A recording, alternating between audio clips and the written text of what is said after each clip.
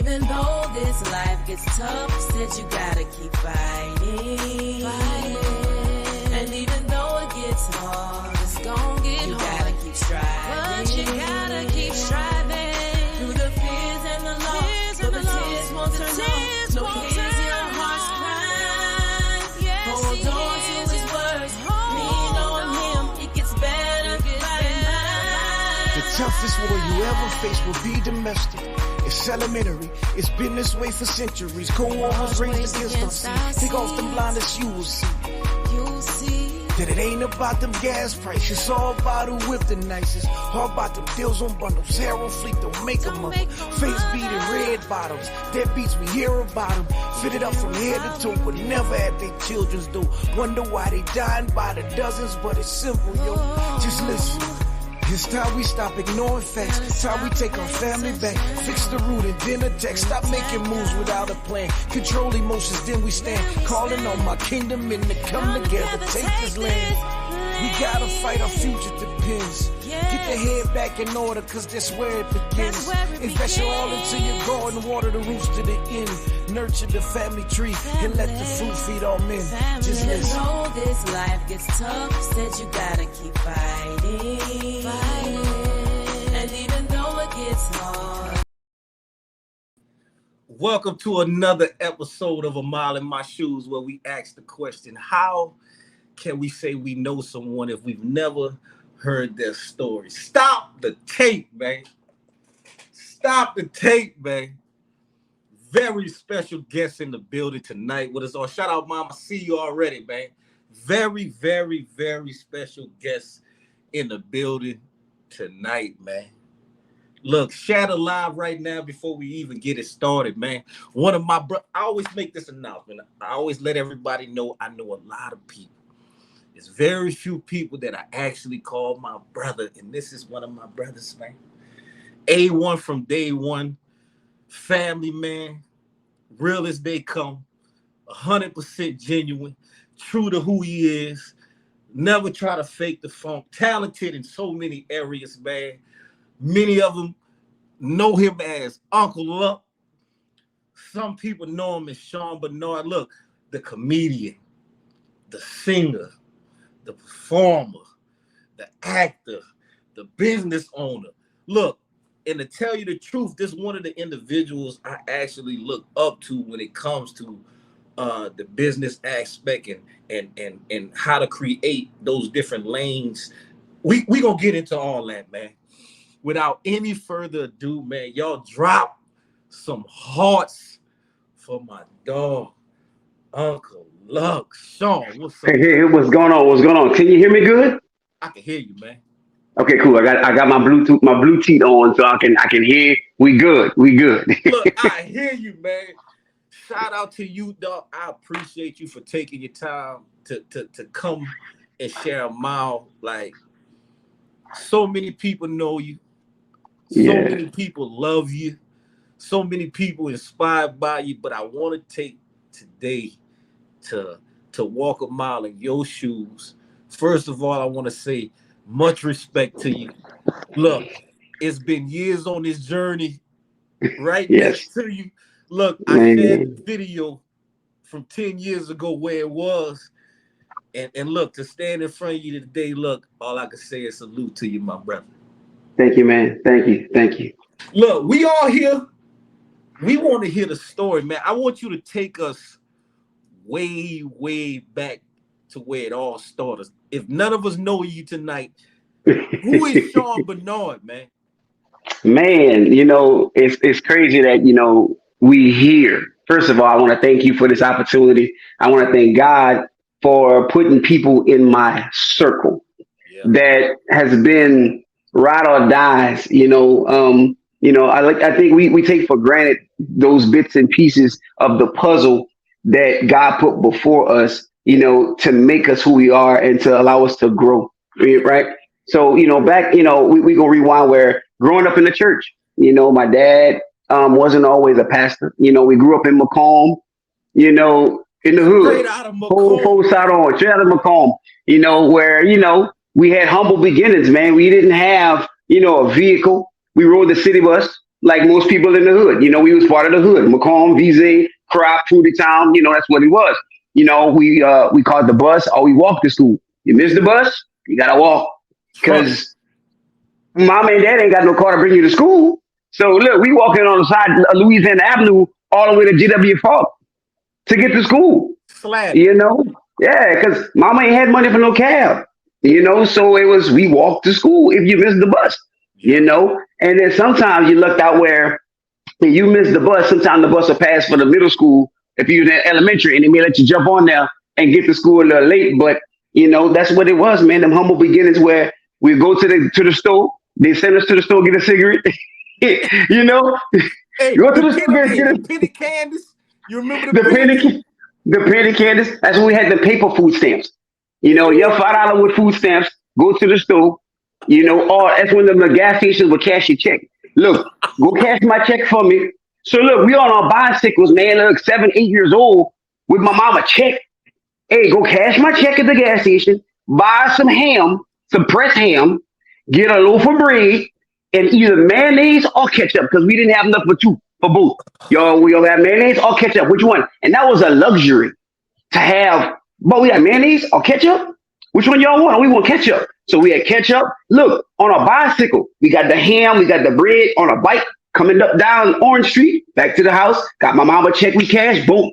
And this is 6, 7 years old, you know?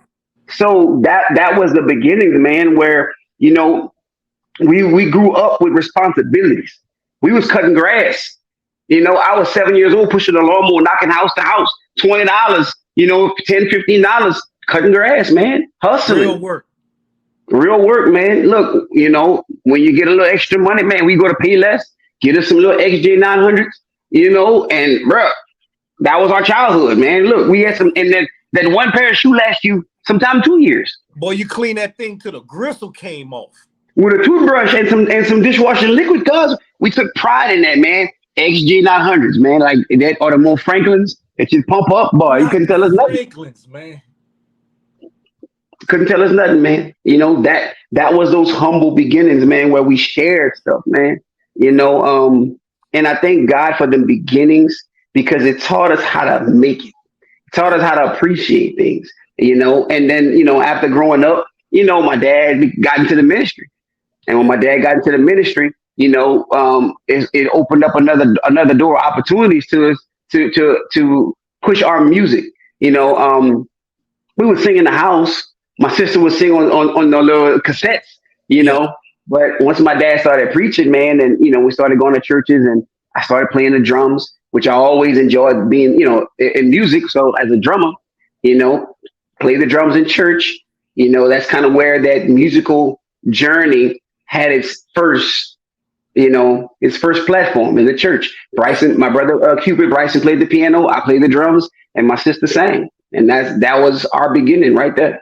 And look, all three of y'all talented out this world, man. Oh, man, I thank God. Out this world, man. So now y'all in the church. Everybody got their positions in the church. Now, how was that? All of y'all. What was it? Was it a good flow? Anybody try to steal the spotlight, or was it? Because all y'all got talent out the world, bro. Like, the crazy part about it, we never competed against each other.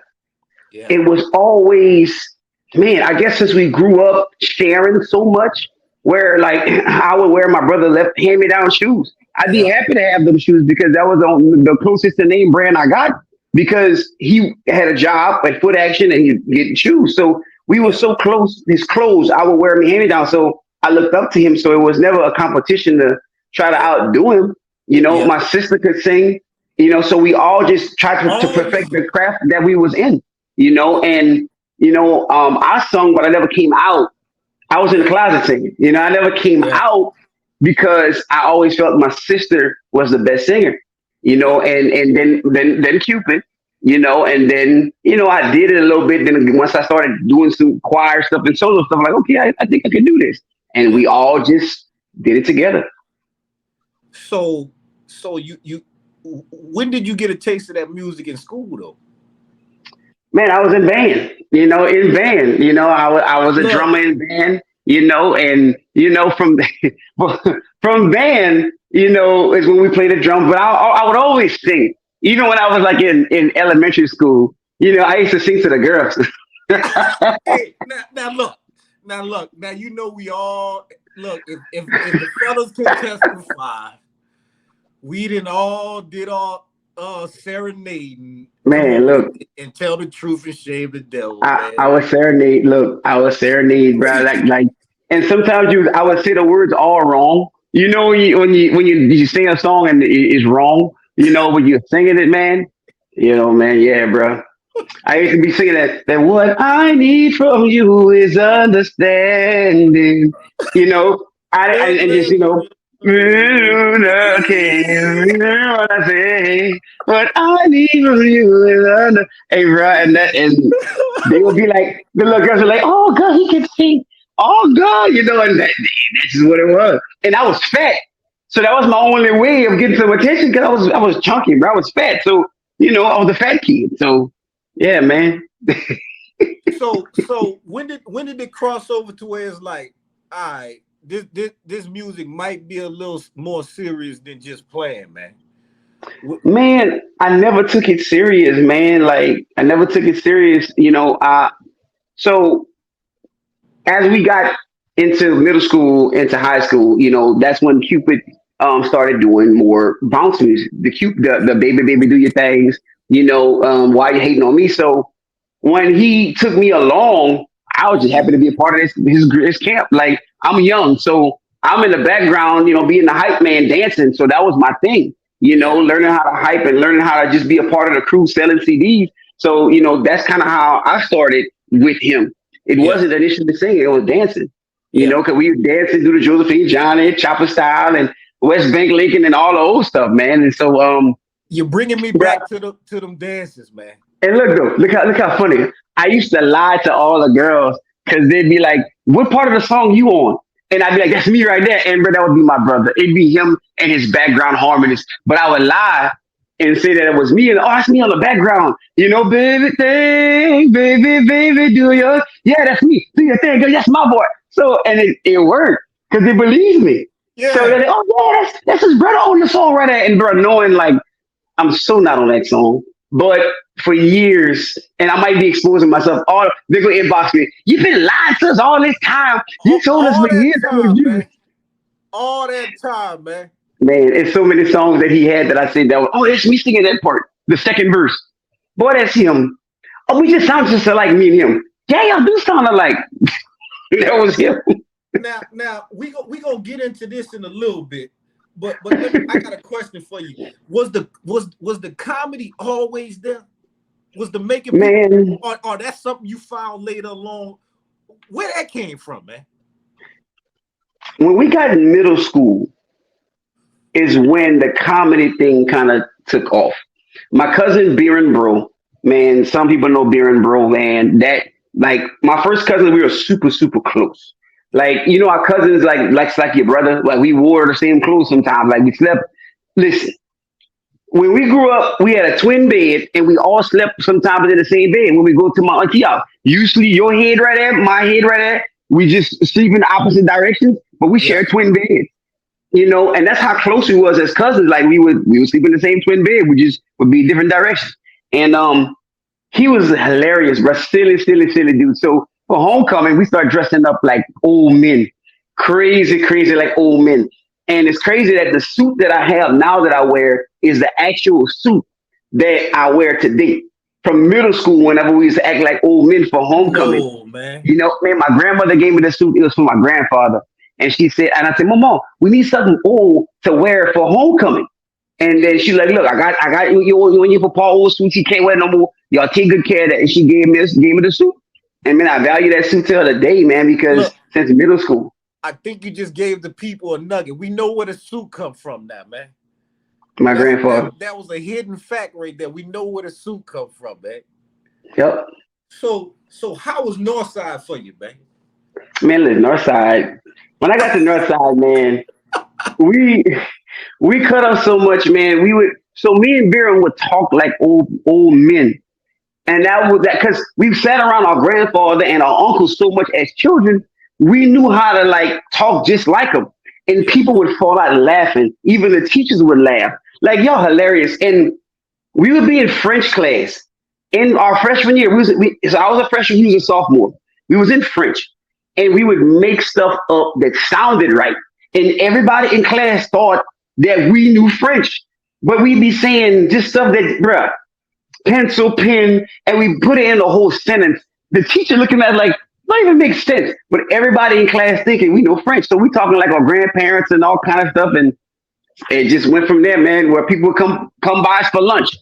Talk like them old men. And we'd be like, oh, man, shit, man, who for that? Eh? Oh, man, where you going with them shoes like that, nigga? Oh, and then we start talking French. Il est gros, grave, gâté, des stock up, zit up, eh? You know, and they'd be like, man. You're like, what? So, I don't know what you're saying, but it shows. boy, y'all sound like my grandpa. Y'all sound like, and that's just kind of how it went, bro. When homecoming came, they was like, we about to see what them boys coming, because they coming crazy, bro. We come just, bro, ragged, bro, ragged. And It was like destined for the personality, for the act, for the comedy. It was already there, man.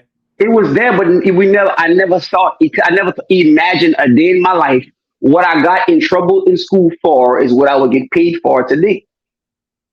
What my mama done whipped me for doing in class is what I'm getting paid to do today, So, man, and then, my sophomore year is when Baby, Baby, Do Your Thing came out, and then when that came out, everybody would call, oh, that's Cupid little brother. That's Cupid little brother. Yeah, yeah. Yeah, yeah. And they used to always do that, So that was the thing, man. Oh, that's Cupid little brother. So that's kind of how for years, that was my title. Oh, that's Cupid little brother right there.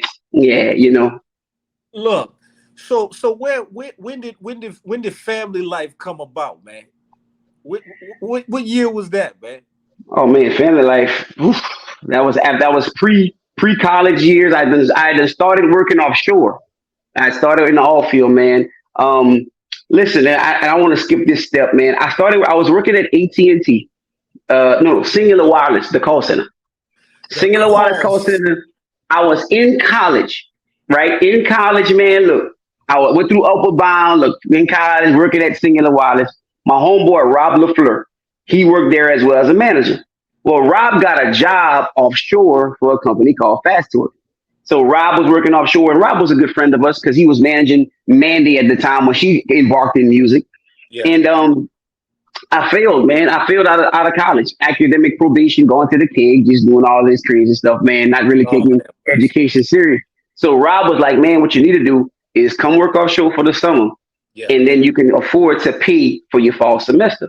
He said, man, look, I can get you in making $60,000 a year, to start. Now, mind you, I'm 21 years old, man, I can start you at like 60,000. You sure? I'm like, yeah. Got on, they started me at 48,000 because they had a probational period or whatnot. But you got to think about it.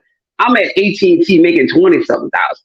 Whereas I started working offshore making 48,000 salary, so it was good money. I had a company truck and stuff like that. So, I ended up staying offshore. Yeah. Never ended up staying offshore because the money got good and I got me a little apartment and whatnot. And it's like, hey, that was it, and then embarked in a career offshore where I ended up going back to school to get an engineering degree from the oil field. But from there, it's kind of where the family thing began, from that. That is. Before we get into family, how many years you did? Because that's all I know from you. 13 years. I did offshore 13 years. How was that? Tell me about that lifestyle, man. Just as far as, because I know a lot of people who did it, but I never got into how was that life? Like, how is that life? It was an adjustment, but I've been a loner. I was always the type of person where I didn't need a crowd. Like I was good. The way my parents taught me, I knew how to be self-sufficient on my own. So, working offshore was great. I hung around a lot of older men and, learned how to move up the ladder. I didn't have a position offshore where I was a galley hand, and I'm not knocking nobody, where they fixing the beds and, taking the trash out. I started off in a technology position, in a field engineering position. So it was good money. And then after learning the trade and moving up the ladder, it got better. And then, working a schedule. going up from 24-hour call to 14 and 14. As I elevated, it was like, hey, I'm only working 6 months out of the year, making 100,000 a year. Yeah. So it became something I enjoyed doing. Yeah. Because Yeah. 14 days I'm home to do whatever I want. Right. Then I go back to work for 14 days. I didn't have any responsibilities. My 14 days I'm home, I was going to do shows on the weekends with Cupid, and then I'd be gone for 14 days. And it just been something, it was something that I just stayed in. I moved up the ladder, increased salary, became an engineer. And then, I enjoyed being a mud engineer, learning how to, deal with different chemicals and, had a lot of perks with the job, man, where I was making 200,000 a year, Yeah. so it was great Hey, money. hey, drop some hearts for a young brother out here that had a plan and was really serious and wasn't doing, he was doing it the respectful, honest way, man. I But love it. I don't want to leave these nuggets out, man. So the whole process of me working offshore, I've been called a nigga plenty of times. But what I had to learn from a lot of these older men was that, okay, if I go in and fight them, beat them, the Coast Guard will come get me, and then my whole career is shot.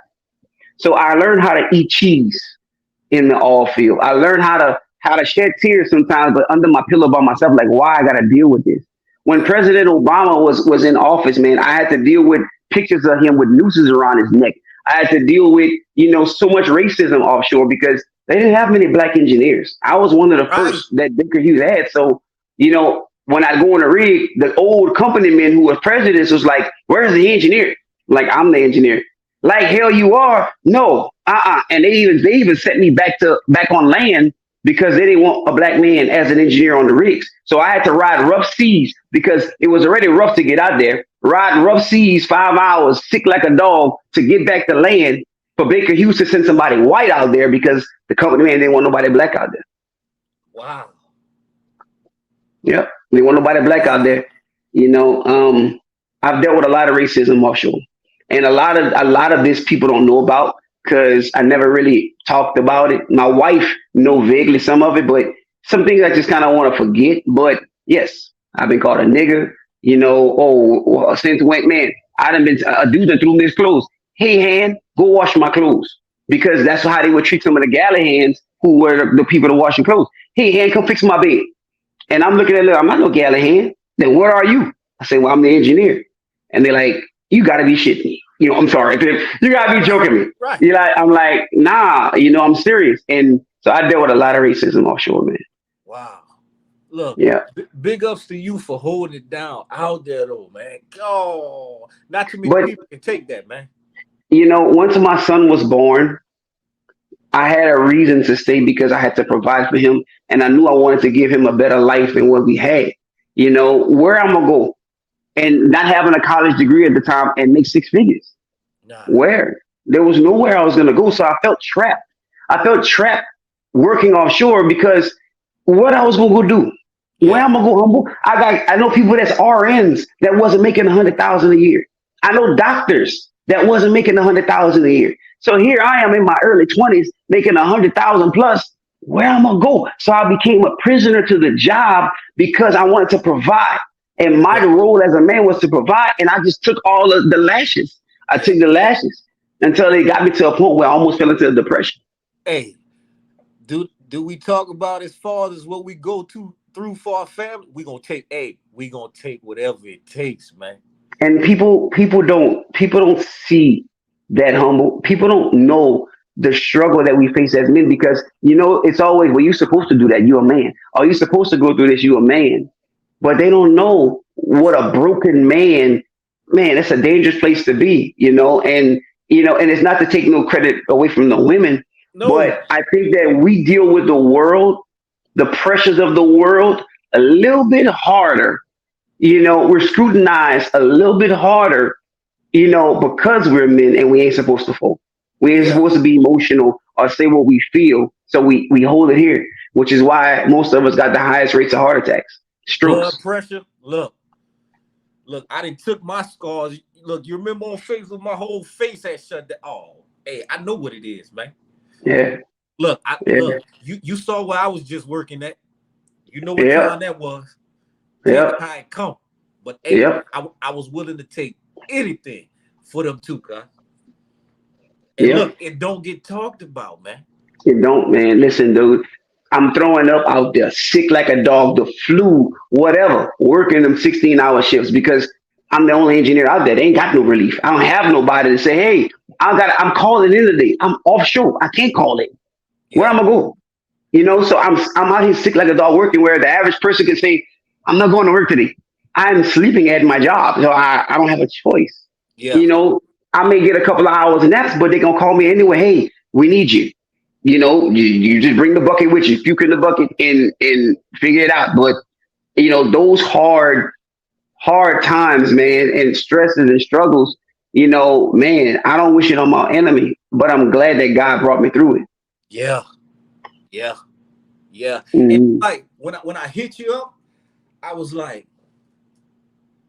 we hear all this stuff in the news, yo, about us as brothers, and you hear the bad stories, and every other day we hearing about somebody getting murdered and shooting in jail and stuff. Now I'm gonna take some time and highlight everybody not out there doing that, man. No, They no. they got brothers out here really trying to put they all being community leaders and examples the right way with their Hmm. families, like doing whatever it takes to build stuff for the future. Not just Yeah. getting money, but actually building stuff for generations to have something that's coming behind us. Man, the biggest thing that I've learned in life is you want to hang around people that's a little more advanced than you. I hung around a lot of older men, and I think that that's what molded me to be the Uncle Luck and to have the wisdom I have because I sat around older men at a young age and I was a sponge. I Yeah, absorbed what they were telling me, how to invest money, 401ks, providing for your family. So I stayed around family men before I even had a family to yeah, get guidance and to just kind of have a moral background, and I've learned in life, you got to be around people you want to be like. And yeah, if you're the smartest person in your circle, you need a new circle, yeah, and like I said, racism, it goes up both ways. It got, hateful black people, Mexican, white, you exactly. have it in all races. But I've learned that, once you love yourself enough, you know who you are. People can call you whatever they want to call you. You know who you are and you know who you serve. And, that me going through that offshore helped me become a better business owner before I even knew I was going to be a business owner. Who break that down? Hold. Break that Yeah. down, man. Break that. Me going through what I went through, man, offshore, the struggles, helped me and it taught me so much, so now where as a business owner, the things that I went through as a man is Cadillac now. Because Yeah, what I come from, what I've been through, man, I dealt with clients, that, didn't want me in their houses, as an inspector because it's million, $2 3 million houses. But I laughed about it because I knew how to deal with it. I knew how to talk the lingo. Like, so a lot of times your struggle prepares you for what's to come. And, so every day in life is a learning lesson. Every day is a learning lesson in life. And that lesson applies, it comes to you for you to be able to get to that next hurdle, the next step. yeah. So I don't take for granted nothing that happens. The struggles prepare you for what's to come. Yeah. Oh yeah, man. Make you see Yeah. it a whole different way, man. Yeah, a whole different way, man. And that's why bro, life is a journey. And you take the goods with the bads. But people ask me, yeah, did you have a bad day? I don't have bad days. I have experiences and learning lessons. I don't have bad days because every Yeah, day, like you say, is a miracle. Every day you wake up is a miracle because somebody it's somewhere real. didn't. So I don't have bad days. Yeah, They don't exist in my life. I have trying times. I have troubled moments. I have some rough patches. But I'm not gonna sit up here and say I have a bad day because I got to figure out. Okay, it's tough. What's the learning lesson in this tough situation? Because it's something in this tough situation that I gotta grasp. see, when you learn how to think from that standpoint, life change. Period. It changes. It Because changes, man. you don't spend your time blaming, making excuses, complaining. No, you see that everything around you that's taking place and everybody that's connected to you, they're teaching you something. It teaches something. And man, I fell into depression. And depression is real. And I always hear people say, "Man, I would never commit suicide, or I would never take my life. I would never." Man, when your mind becomes a dangerous war zone of battle thoughts, you can't say what you're gonna do or not do. Yeah. Because sometimes the thoughts are so powerful and they hurt so bad emotionally, you feel that ending your life is the only resort. So I never sit here and say people are dumb for taking them lives, because you don't know when your mind is in a toxic war zone, the thoughts and the restless nights and things like that happen. For me, I got depressed when I realized my son had a better relationship with my father-in-law than me, because Mm. I was going so much. I was Yeah. making the money, but when I come home, he'd be like, "Who are you? I ain't seen you in 60 days. Yeah. Hey, Three that's months you've been gone. Where you?" And he'd run to my father-in-law like to grasp his leg, and that bothered me. Like, I'm your daddy. Why you don't come run and grab my leg? But I was present, but I wasn't there. I was there existing as a provider, but I wasn't there as a father. now. Do you think it's set up like that to where we got to make that choice? Cause you know my situation. I chose that other road. I'm gonna be Hmm. there, but you saw what the money was for me. Hmm. It's It's a like you got to make a compromise. choice. Do you get the money to make sure your family straight, or you sacrifice the money to be there? That's a hard spot, yo. As black men, we're taught to be competitive against each other, even to the point where we will sacrifice what really matter to show off. As black men, we're taught to compete against each other, right? Since the beginning of the times. Yeah, So we're gonna sacrifice everything just to compete versus being there for what's important. You know, and I realized that working offshore, yeah, guys out there working, working, working, working, working, for things, and you don't have a relationship with your children. You can buy them things, but you can't replace time. yeah. And that's something that I've learned throughout the years, man, that we all chase money, money, money, because everything we listen to promotes material things. That's how you get us constantly in debt. And the debt ratio is higher in the black community than any other race, because we think Jordans matter. We think Jordans really matter, but when you go overseas, you realize that it costs less than $10 to make a pair of Jordans, and we pay $200-300 for them. Make that make sense? Make that make sense? Sure. But Walmart, here's the thing: we Walmart. we joining each other like, "Oh, look, your shoes," not realizing it costs the same to make them. So who's really the fool for buying something with a markup like that versus, and it comes from the same factory, it's the same cost, but you clowning mine, so you wearing yours, but you spent all this money and I didn't, and it's the same factory. Who's Mentality, really? mentality, man. We got to come up out of that, man. We have to, and we have to realize that real estate makes money. We don't invest in what makes money. We invest in what lose money. Vehicles. A vehicle is the worst. It's the biggest depreciator. But we'll go broke with a high note with a 27% interest rate to show off. But you're pulling up to an apartment and you're renting, but you got $1,000 car note. Talk about it, man. We don't know money. We don't. And here's the thing. Here's the thing, though. We can't say we wasn't taught, because right now it's so much self-teaching material out there. We can't even say, well, we wasn't taught it. You choose not to learn it because It's it's there. free. It's It's in there. your hand. It's in your hand. It's in your hand. All of it. It's in your It's in hand. your hand. Look, we perish And because of lack of knowledge. lack of knowledge, and we entertain what don't bring us wealth. Mm. We entertain people that don't bring us wealth. Every friendship I have, humbled, you'll bring me money.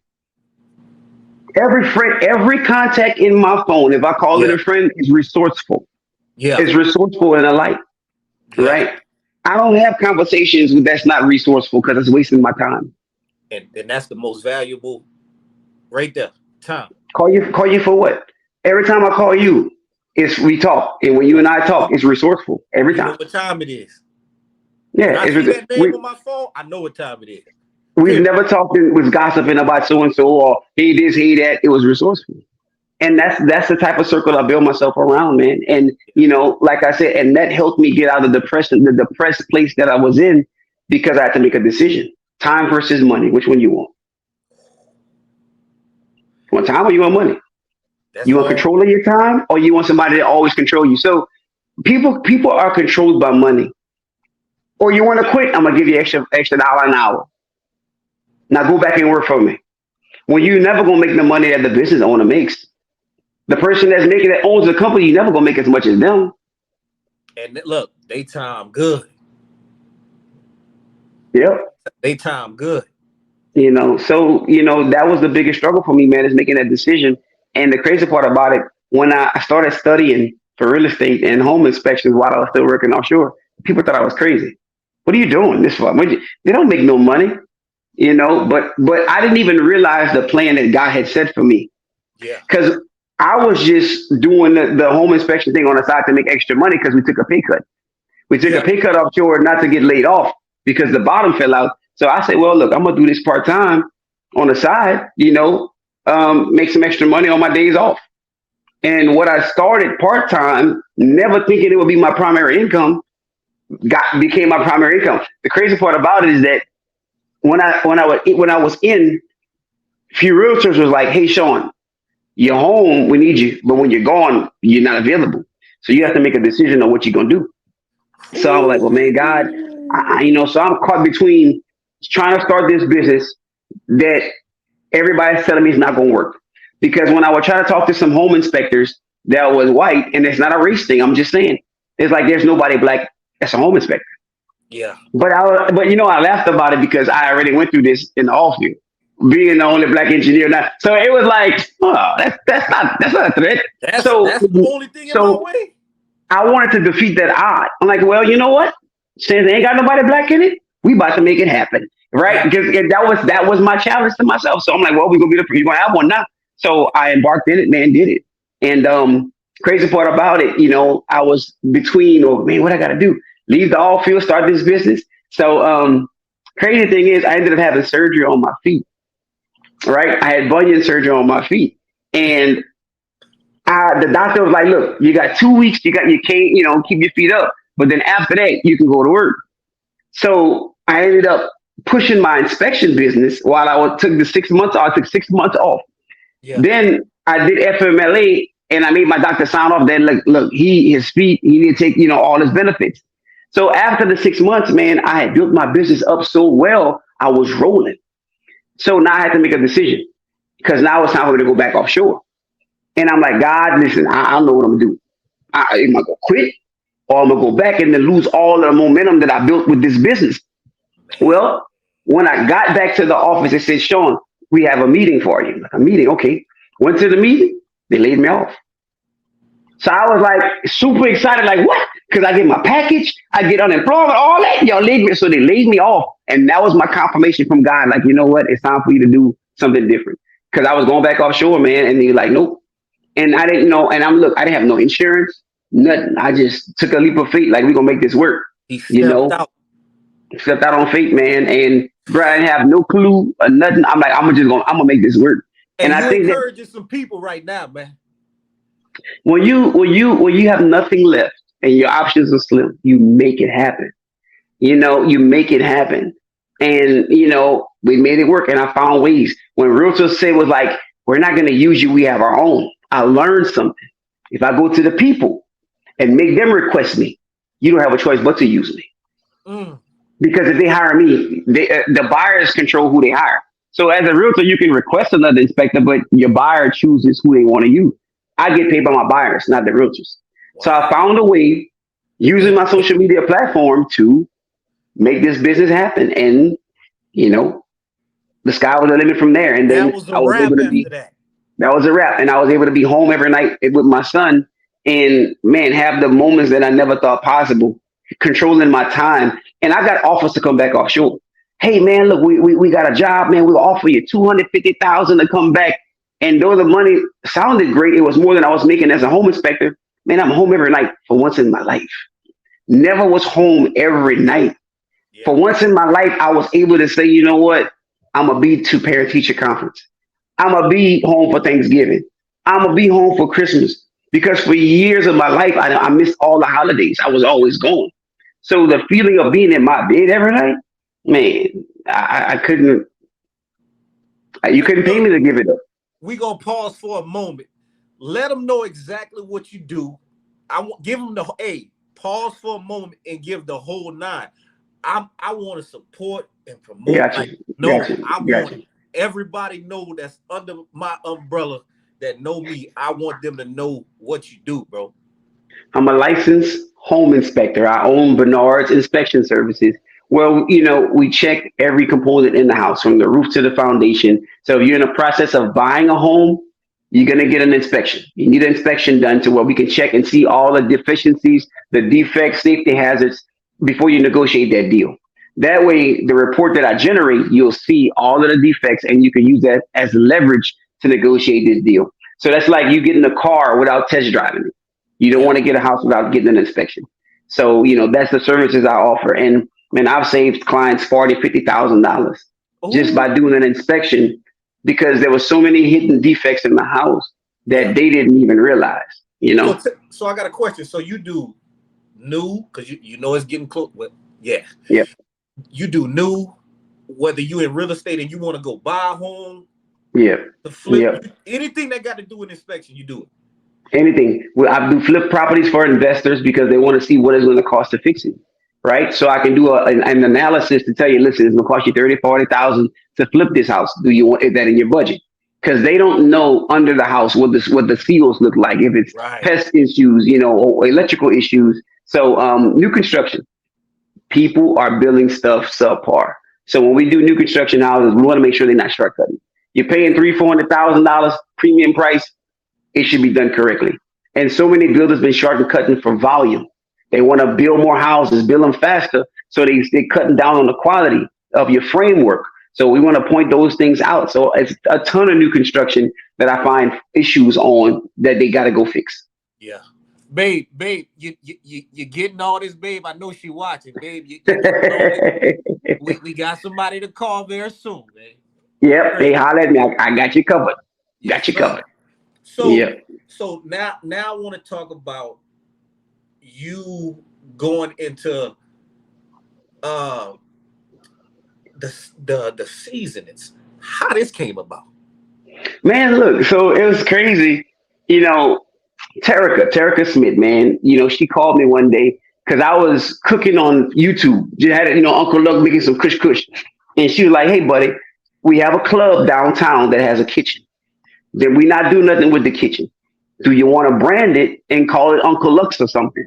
And I was like, I don't cook. Like not a restaurant. Like, I don't know. Say, hey, let's try it. We tried it, ended up hiring some people and man, made Uncle Luck's restaurant. Uncle Luck's happened downtown. We mimicked Abacus recipe, not recipe, but the format of the buffet. And we went with that, and that's kind of how the restaurant thing started. Then I'm like, well, my business partner would say, well, you need to come up with a seasoning so we can sell it at the restaurant and make it a household name. We have the Uncle Luck's restaurant. Why not do the Uncle Luck seasoning? And you can sell it at the restaurant. I was like, again, God putting people in your life that's giving you gems. So I'm like, hey, let's try it. Because I'm at the like, I'm gonna try something, man. I'm gonna give it a shot. Because what's the worst that could happen? It's not gonna work. But what if it do? So tried it, came up with a blend, and boom, it worked. And now we sell it on Amazon, Champagnes, we have it at Benny's. So many stores are requesting it, but I just don't have the manpower to deliver. So I sell it on the internet. This stuff be blowing my mind, man. Because I'm a dreamer. I'm a person that if the idea comes. So when I get to talk to people who live that, it's just like, yeah, man. Man, I believe if you have a dream of something more than once, it's destined for you to do it. Sometimes you get a crazy wild dream, but if you dream something more than one time, hey, that's just what you gonna do? You can't fail. You can't fail. Failure when God give you a vision, you can't fail unless you stop. You can't fail. Can't. Because he didn't give it in your thought process on your mind for you. You can't fail as long as you put the same effort to push to make it happen. Man, you can't fail. Somebody better receive that on tonight, man. Mm-hmm. Put your thought process, man. You can't. Man, listen. You put God first in anything you do, it will not fail. You can't. That's God's promise. Trust in Him. It can't. It won't happen. But we fail when we stop and we let other people tell us we ain't good enough or we can't do it. That's it right Oh, there. you from Lafayette? You from Lafayette? Y'all, you can't do it, man. Like that's just people that the devil using to stop you from trying because you know God got you destined for it. Hey, look, you know my experience even when it comes to music and being rapping about God and oh no man, nobody listen to that. No, Lafayette, nobody support nobody. That's not my testimony, Shawn. Hmm. I didn't listen to none of that. That's true. I didn't receive none of that. All I know is I got love from the people near and far. I didn't want to I ain't want to hear, oh no, nobody go. I don't believe in none of that. If he Yeah. told me to do it, Yeah. like you said, if he gave me that thought, Yeah. if he gave me that dream, oh no, I'm gone. I'm gone. You got to So do it, man. so I am UncleLuck.com. What we got here? What we, Man, I am UncleLuck.com, man. You have merchandise. You know, you can order your own merchandise. We got baby bibs, we got shirts, we got what? cups, we got all of it. All you gotta do is go to the website, go to the store, go to shop, and you can order whatever you want. We got flip flops, man. We got it all. So anything that you desire to have with my Uncle Luck logo on it, who for that, all that on there, you can get it from the website. Hey, I love it, dog. I'm Yeah, serious, man. Hey, I don't know if you ever seen somebody who just hey dog. I love it, man. It's man. excellence, man. When I see people who believe and who got dreams, talents, and gifts, and they believe it, you don't have no choice but to support it, man. People say, well, why are you doing so much? Why you don't just focus on one thing? Why? Why? I don't have to be a master at Why? everything. Long as you can be efficient and you can do multiple things and you have the systems in place to be efficient, why? Multiple streams of income is key. Multiple streams of income is how you have financial freedom. So I've learned that you have multiple things. Keep reinventing yourself. Keep Yeah, reinventing yourself. A club will close down and change their name and open right back up. It's the same owner. They just changed the name, right? They do it all yeah, the time in business. yeah, So you have to just constantly maximize your opportunities, right? I'm a home inspector. So now it makes sense to invest in properties because I'm an inspector. Everything ties in. I'm a country Creole motivational speaker. People say, "Are you're a comedian?" Some people give me that title, but I think I'm more of a country Creole motivational speaker because I'm gonna yeah, make you laugh, but I'm gonna give you something that's gonna hit you in the chest and yeah, make you laugh. Versus trying to roast somebody and like talk bad about somebody. Now yeah. I'm gonna talk to you about life lessons. Funny, but you gonna think about it, man, that makes some sense. You know what I'm Dropping saying? jewels. Dropping jewels at the time of dropping laughter, and that makes me different from everybody else. It creates my own lane. So now the Uncle Luck has become a name, a staple, a brand, more so than just a person, Yeah, and it's crazy that I seen on Facebook today. Somebody said, what celebrities you met in Lafayette? And I had a couple of people tag Uncle Luck. And I'm like, wow, I don't consider myself a celebrity, but you never know who look up to you in yeah, their life, yeah, you know? yeah. So tell us the music. When did it hit you that this is not a game no more? So look, man, I was doing some crazy stuff I on need to hear Facebook. all this too, Shawn. Cause So I I started doing content for Facebook, like me on the scooter with my suit, and I'm driving around, like just, doing some creative skits. Well, every time I would put a song, Facebook would flag it for copyright. So I would use Tyrone Davis on one of the songs, and it would be like, okay, you don't have the authorization to use this song. So it would mute the track. And I'm like, well, man, I need a song where I can do my skits and have my own jingle. So I came up with this song. My name is Lucky Shawn, baby, and I wrote that. Got Fat to do a track and fat. used that as my song in my skits to Yeah, where Facebook couldn't flag it, and I did it, and it was going well. And then I thought about it. I said, "That's a nice song." I'm like, why don't I do an EP? So I called Cupid. I said, "Bro, I got an idea. Why don't I do an EP?" He said, "Well, why don't you do it?" I said, "Do it, bro. Why not?" And that's one thing I can say about my brother and my sister, man. That's the most supportive individuals I've ever seen in my life. It was never, oh God, Lee, why you want to do that, bro? People will think you like me. But he said, man, do it, bro. I got you. Whatever you need, I got you. yeah. You know? That's love. So from there, man, I talked to Mr. Fat and to Cecil, and man, I started getting tracks, man. I started writing music. The crazy part about it, I wrote my whole album by myself. And every song on my album, I wrote it without no beat. And I sung the hook on my voice memo, and I sung it to Cecil off that, and they made a track off of what I said. So my whole album is not nothing I heard off a beat. It was something I wrote in my head, played my piano, and I sent them the hook, and they made the track off of that. And the crazy part about it, it just boom, boom. I kept writing, kept writing, kept writing. And then before you know it, I had a whole album. So Cupid was like, bro, do about 4 or 5 songs. You know, that's all you need. I couldn't stop writing. I started writing, and it just started coming to me, man. I'm in the shower humming tunes, writing it down, and before you know it, I had 12 tracks. It's like, you know, it's like literally watching like the transformation, like, bro.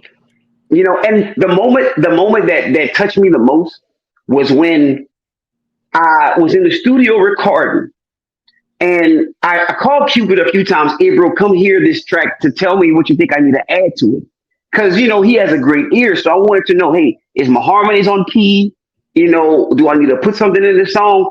And he by doing this, and when we listen, he's just like, yeah, when I see him doing this, I'm like, he's feeling it. He's feeling it. And it made me proud that he could be like, bro, man, he did it. Like, it's nothing I can add to this song. Like, you're on it. I was like, man, it was like a moment that I can't explain. Like, having his approval on something, because he has an awesome ear as an entertainer. He was like, bro, this is nice. Yeah. Yeah, man. You know, and that was a rap from there. That was a rap. And then Duke, man, my engineer, man, Duke, you know, Gerard, you know, man, Duke was recording, he was like, ball. And if you know Duke, you know his demeanor. Ball. Oh. Yeah. You about to piss some people off, ball. Bro, ball. You jamming. So look, all ball. That's how you do. So man, and you know, did the album, man, and the first person I let hear it was my mom's. My mom and my dad, man, they were like, okay, all right, you know. So, you know, then it just. What category would you consider it? That's a tough. What? R&B blues. Ooh. I would consider the R&B blues. Yeah. You know, because there's a mixture of, you know, southern, a slight southern soul, but more R&B blues, because my songs tell a story. It's not just, you know, shake your butt, move, swing out. If you listen to every song I have, it has a message. Every one of them have a message. You know, and you know, I wrote the whole album off of experiences, life journeys, you know, things that I've heard people deal with, and you know, I've dealt with personally. Yeah. Look, I think you have a gift to be able to be, like you said, be funny, but you be serious, dog. but if you think about it though, all the greatest comedians, like, they was funny, Richard Pryor, but yeah, they talked about some serious stuff, dog. They was deep, man. They was deep. How to wield that influence like a. They were deep. And you know, man, one of the special moments that happened recently, you know, me and Cupid was within the top 10 on the charts in regards to our songs and video on the blues market. So I was like, man, to have, you know, me and my brother on the top 10 song, you know, on the blues chart was major. And then I tagged my sister. I said, she on her way, because my sister recording an album right now. And through fate, and I claim it, it's going to be 3 of us on that top 10 together, and that's gonna be a blessing, man. Shawn, you know, I wonder if they know your sister is the one that's singing on the song that I play every night on this podcast. That's mad, man. That's mad to be, man. If you ever wondered who is that on the track, it's her. Yep. That's crazy, man. Very humble. Look, that's one of the most heartfelt songs I've ever done. Like when I'm doing that song, I cry almost every time. Like, yeah. Even though this life get tough, you gotta keep fighting. Well, yeah, bro. We ready to hit them charts too, man. We coming in agreement. You in that next, man. Yep. So Shawn, if you had to give us anything to close out with, what would you want to tell us all as far as encouragement wise, or whatever God give you to give us right now, what would you give us, man? Stop letting people be roadblocks in your journeys, man. Stop letting people, dumb down your gift. Stop letting negative attention get to you and get the best of you. Sometimes relationships can be an anchor that's holding you back from your dreams. First of all, you got to find somebody who's going to be your biggest cheerleader. People always wonder, well, how do I find a true soulmate? Who's your biggest cheerleader? If the man that you with isn't your biggest cheerleader, or the woman you with ain't your biggest cheerleader, and they see you as a competition, that ain't somebody you need to be with. It ain't about looks. It's not about income. It ain't about that. It's about genuine love and support. Who gonna help you be a better version of yourself? When you want to be lazy and you don't want to do it, who gonna say, babe, you gotta go do this, babe. I believe in you. When you got that kind of support in a relationship, that's when you know it's something that's golden. Nothing else. It ain't about no eyelashes, no long hair, BBL, FL. That don't matter. That don't matter. What matter is true, genuine support of, babe, I want you to don't get complacent. I believe you can do better, and I'm gonna help you. As a matter of fact, we're gonna do homework together. Right? While you trying to learn this craft, I'm in here trying to figure out what you don't know, and I'm helping you be a better version of you. That's what you need to surround yourself around. People like that. Hey, Humble Joe, why don't you write a book, bro? I believe you could do it, right? I throw that at you because I see the potential. We got to bounce our ideas off of each other. That's how you elevate. And never, never, never doubt yourself. Because the God that we serve can do all things. And if you thought about it, you dreamed it, it's because it's for you to achieve it. God's not going to give you more than you can bear. Now, the world's not easy. You will lose some friendships. You will lose some family members. Some family ain't going to want to talk to you because I got plenty of family that don't mess with me. They don't like me, right? But I'm okay with that, right? You have to accept that. And I love you still. But I can't be a part of your circle. Right? Friendship that you had from high school, I'm sorry. I can't be a part of your circle. Because the direction I'm going, you're not headed that same direction. Right? And one thing I've learned, there's 24 hours in the day. And if we're supposed to sleep 8 hours, then guess what? You subtract all them hours. How can you be efficient if you're wasting time? So, that's my biggest thing is if you thought about it, make it happen. And remove people out of your life that's not supporting your vision. Remove them. There's no loyalty in a friendship. There's none. I'm not being loyal to a friend just because you're my friend. No. I'm loyal to situations that's going to be empowering and people that's going to be like-minded and going in the same direction. You can call me what you want. And one thing you have to realize is that they talked about Jesus. Always remember, regardless of what you do, they're going to talk about you. They're going to have something negative to say about you. So you laugh at it and you keep pushing because at the end of the day, if they're not talking about you, you ain't doing enough. You ain't doing enough. And it's usually the people that's talking about you envious of you. And most of the time they have a pot to piss in. Yeah, that's real. Man, and I commend the relationship that you and Breezy have, man, because that's iconic. She can rap. She in the music. You can do it. And when you find your best friend and a companion, right? It's what we're supposed to look for, but we look for the wrong things so much, man. Look, can see your dirty mess and be like, yeah, it's ugly. We can do that though. Hey, that's deep, man. So look, when I had zero. Yep. Had $100. Same. Trust me. I'm with you on that. Trust me, I'm with you on that. So man, like I said, nobody said that things are gonna be easy. Relationships are tough. Struggles gonna happen. I'm not saying throw in the towel, from the first argument, but just understand that you have power to create the life you want to live. You have the power. How much does it mean to you? How bad do you want it? Right? You have the power to rewrite your history, to rewrite your family tree, all this. You have the power, right? I can change my genetics by eating better, working out. You got the power, but you just got to put in the work. And I think that's one reason why Cupid is so successful, because he don't care about what nobody got to say about him. He's going to continue doing his dance music because that's what pays the bills. Oh, why he always do line dancing? Because line dancing is what put them 5 million on the wall. Yeah. Right? So you can't worry about pleasing people. You got to worry about just pushing your grind, right?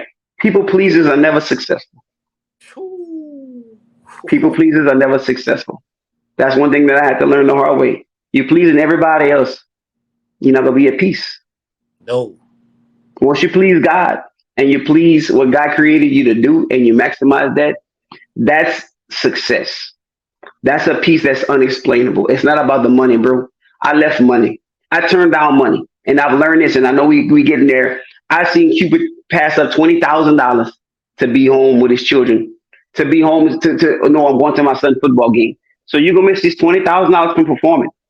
No, I'm going to my son's football game. I'm not doing this show. When Priceless. you can turn away from money because you realize that moments in time is the what really matter, then you really see what success is about. And it's not about how much money you make. And I always tell people, listen, it's not about how much money you make. Don't come tell me, oh, I got this in my bank account that I've seen millionaires commit suicide. Fact. Plenty of them. So don't come tell me money is the end. It's not. Peace is the end. Come on, man. So, and you must control yours. So me, I eliminate everybody and everything that try to mess up my peace. Nah. It costs, man. Yep. And you ain't worth it. You ain't worth it. So yeah, man. So, and that's just been, it's an honor to have this opportunity, man. You know, I can write a book.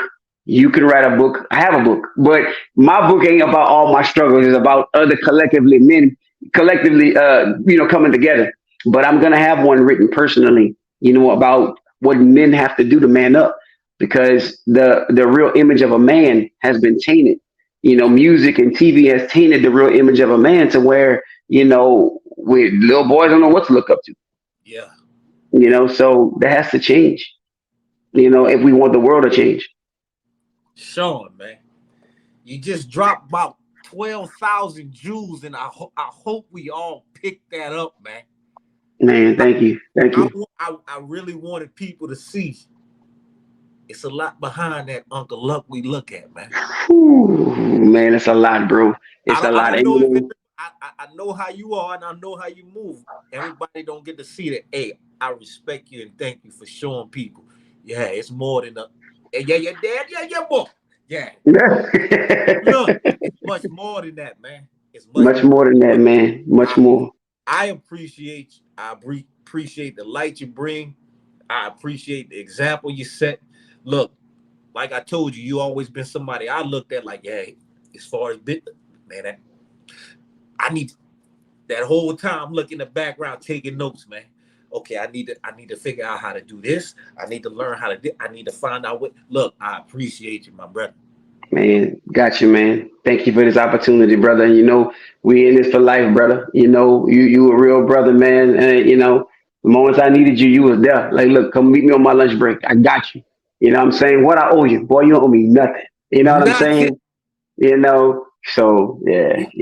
We rock like that, and we gonna keep rocking like that. Look, we going out with a song. Y'all drop some hearts for Uncle Luck. We love y'all. Hey, when we go to the song, I'm gonna run everything back so y'all can see how to find them. Again, if y'all in the process of buying a home, contact my dog, man. Got you. Make sure that your home is straight before you in it, man. Yeah. Get with him, man. Yeah. Hey, his music, Distro Kid. Look up Uncle Lucky Shawn on Distro Kid. Look, Go to IamUncleLuck.com for the merchandise, the bibs, the slippers, anything that you're gonna need. Look, y'all.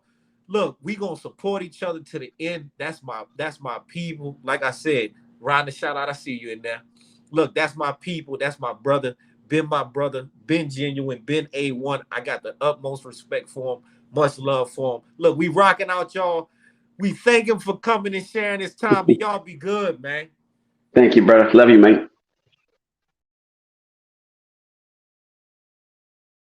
You gotta keep striving.